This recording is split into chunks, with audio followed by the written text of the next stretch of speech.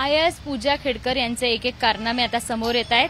त्यांच्या सर्टिफिकेटचा घोळ देखील समोर आला आहे। त्यांचं सर्टिफिकेट औंध हॉस्पिटलने आधी नाकारलं होतं आणि त्यानंतर याच सर्टिफिकेटला नगरमधून परवानगी मिळाली। हा सगळा घोळ नेमका काय आहे आणि कसं काय नेमकं प्रकरण आहे हे सगळं जाणून घेण्यासाठी माझ्यासोबत विजय कुंभार सर आहे, जे सामाजिक कार्यकर्ते आहेत।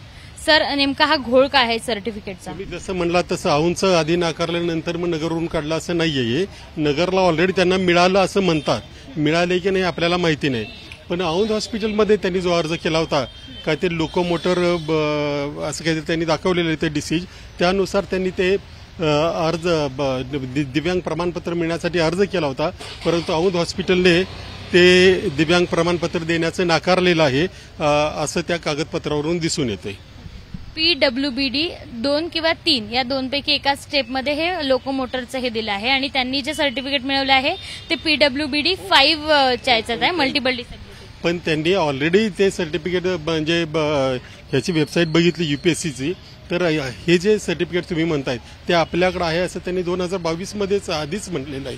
मग आत्ताचा नेमका घोळ हे दोन असं वेगळं मलाच कळत नाही की त्यांना तिसरं आणखी काय, म्हणजे आधीची जर 2 आहेत तर तिसरं कशासाठी हवं होतं याचा आता विचार पोलिसांनी करायचा, ज्या यंत्रणा चौकशी करतायत त्यांनी करायचंय। हे सर्टिफिकेट तिला दिलं, त्यानंतर तिने ते हे IAS पद पण मिळालं तिला। मग हे असं शक्य आहे का, असं सर्टिफिकेट करणं, फेरफार करणं?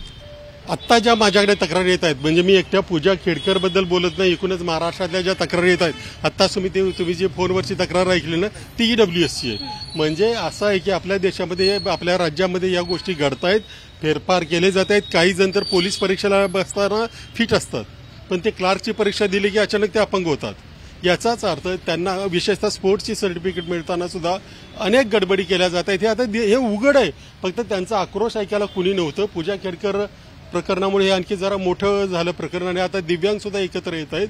ते म्हणजे जे खरे दिव्यांग आहेत, जे खरे ज्यांना सर्टिफिकेट पाहिजेत त्यांच्यावर अन्याय होतो आणि ज्यांना हे लागू नाहीये मग ते क्रिमिलेअर त्यांना मिळतं, त्यांना अपंगत्वाचं मिळतं, सगळं काही त्यांना मिळतं, भत्ते मिळतात, सगळं मिळतं, प्रमोशन मिळतं।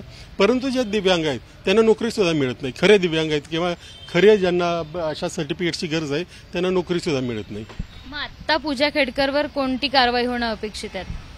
आता माझं म्हणाल तर ज्या सेवेमध्ये ते आता आहेत तर ती सेवा ही देशातली अत्यंत प्रतिष्ठेची समजली जाते।